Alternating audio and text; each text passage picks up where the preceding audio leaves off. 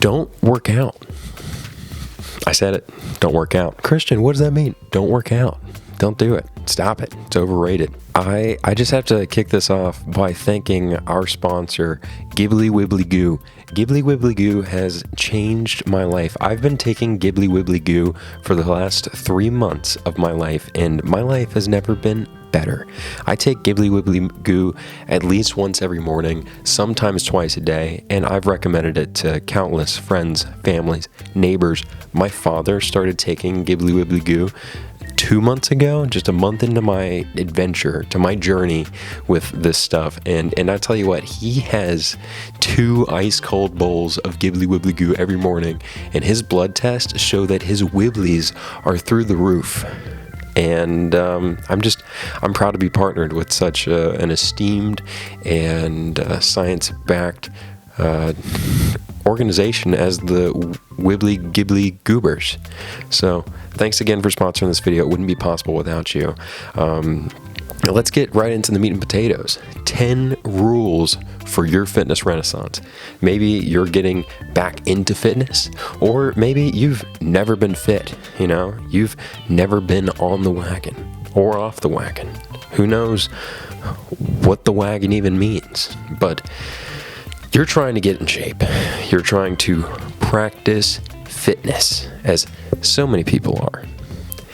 These are some rules that I followed as I got back into fitness the last couple of years, and I will tell you what, they rule. Because they're the rules. Them's the rules. And there's more rules, but let's continue to get into the rules. Rule number 1, in no particular order other than the order that I wrote them down in, these are the rules. Number 1, understanding motivation. Motivation follows action. Feelings follow action. Motivation is worth 3 seconds of energy. Maybe. If you don't act on motivation within those 3 seconds, it's gone. And you just have to stack proof of who you are to be a motivated person. Generally, that's what I've come to learn. Motivation follows action.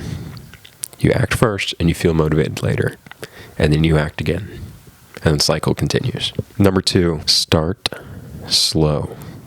Just practice keeping little promises to yourself. If that means waking up at a certain time, start with that. I'll tell you what, when I started swimming at the YMCA in the mornings, for the first couple of months I was doing it by myself, and all I did for the first week was practice getting up at 4:30. It was the time I needed to get up to get there before work. I just practiced waking up, and some days I got up late, but you know what? I still practiced getting in my car, driving to the gym, and going home, because there were no lanes left, because I woke up late. But I developed the practice of getting out the door, and I think you should do the same thing if you have to. Number 3, proper planning. Proper planning. You need to hit the ground running. Proper planning prevents poor performance. Proper planning. This means, when are you going to do the thing? Where are you going to do the thing? And what is the thing that you're going to do? What are the details? Get dialed in on the details. Proper planning. Changed my life. Proper planning. This could mean if you want to work out first thing in the morning, what do you need to plan for? You need to plan exactly what time you might start your workout, what your workout's going to be, what you might need during that workout. If it's going to be some water, some Gatorade, a gym towel. Let's bring it back even further. You plan backwards. Start planning backwards to when you're leaving the house. Where are your keys? Where do you leave your keys regularly? Where's your wallet? Are they in a gym bag that you take with you? Great. That's prepared the night before because you planned it. What else is planned? The clothes that you're going to wear. Have them laid out. Have them laid out like I do. Have them laid out shirt on the bottom, and then the pants, and then the underwear, and then the socks on top. And you start with your socks, and you just get dressed as planned the night before. No decisions have to be made in the wee hours of the morning when your decision-making monkeys in your brain are so tired and don't want to do a dang thing except get back into bed. Proper planning.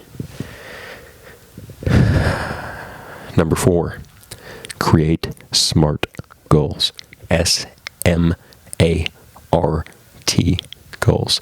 Specific, measurable, attainable, realistic, and timely. Specific, measurable, attainable, realistic, and timely. These are how you set your goals now. Number 5, consistency is greater than intensity. This pairs up with rule number 2 quite nicely. Start slow. If I am going to do a 15-mile run tomorrow, I'm probably not going to be able to perform well for the next 3 days. And I'm gonna take my foot way off the gas just to recover, just so that I can keep doing my thing. It would be much smarter if I went for what's more normal, a 3-mile run, an 8-mile run, one of those. Dial back my intensity. Your intensity is going to look a lot different. Maybe you can run a lot further. Maybe you can't run at all. Maybe your consistency that you need to keep is just going for a walk and doing that consistently. I've been in that season. That season's going to come soon. I'll probably enjoy just going for walks soon. And that's okay, but you stay consistent so that you can keep going, because it's a really long life. And not every day has to be intense. Number 6. Man, these are tying in nicely. Don't work out. I said it. Don't work out. Christian, what does that mean? Don't work out. Don't do it. Stop it. It's overrated. Don't chase fatigue. Don't chase soreness. These aren't great indicators of fitness progress. Certain seasons, certain phases of programming, they might come, but it's not something to regularly chase. It'll scare you out of fitness quick. It'll put you back on the couch watching Netflix. Just saying, from experience, that's how it goes. Don't work out, develop practices. Practice going for a jog, or practice going for a walk. Practice your walking technique, your jogging technique, your running technique. Practice something that you haven't done before. I still practice swimming. I never swam laps before in my life. And at age 25, I decided to hop in a pool. Age 24, I started last year. I've been swimming for 7-8 months now. And I really enjoy it now. And I'm swimming for decent distances. But it's a practice. I still develop things I've been doing for years. I still practice squatting. I still practice deadlifts. I practice all of my exercises because I'm not going in there to blow the roof off the joint. I go there to practice and develop things that I know improve my life. To practice things that I enjoy getting lost in. To practice things that I enjoy getting better at. I practice things that have positive side effects. Number 7, track your progress. Track your progress so that you know next time that you can go a little bit further. There's a story of Milo of Croton. I think that's the name. A really badass rower, Sam Locke, has this tattooed on him, and it's the coolest tattoo. And if I was to ever get a tattoo that somebody else had, it would be this one. But Milo is carrying a calf on his back. And Milo carried a calf on his back as a boy. And as the calf grew, he grew. he was still able to carry this calf as it turned into a cow up the mountain because he was practicing progressive overloading. And tracking allows you to progressively overload and then to dial back when is appropriate. Number 8, rest is your friend. Rest is your friend. Focus on getting good quality sleep, keeping a consistent bed and wake time. A consistent bed and wake time is so important. Otherwise, you are jet lagging yourself without ever getting on a plane. Rest is what creates change out of the stress that you've put yourself through with work. So you work out, you do these practices, you put your body under new stress, and the rest that repairs that body allows you to gain fitness. You don't gain the fitness when you're tearing your body down under stress.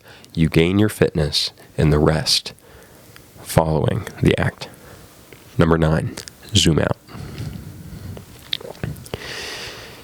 You need to zoom out of your daily practices because you might have a bad day. You're going to have a bad day. We all have bad days. It's the norm.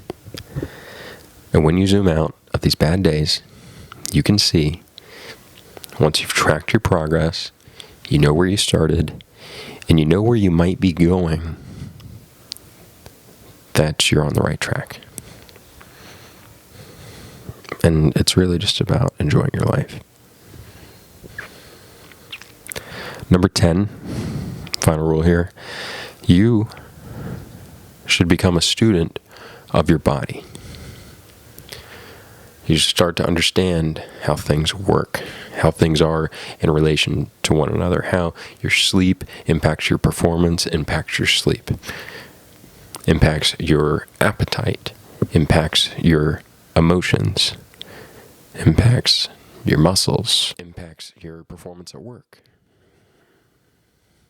And if you have a hard time with any of these things, you should reach out to an expert that has a little bit more insight into these. If you can't afford to reach out to an expert that helps you professionally, look into some books. Just really become a student of your body. It's the most important thing you've got. That should wrap it up for me today. For you. You got it? I'd once again like to thank Wibbly Jibbly Wibblies. Couldn't do it without you guys. I love you.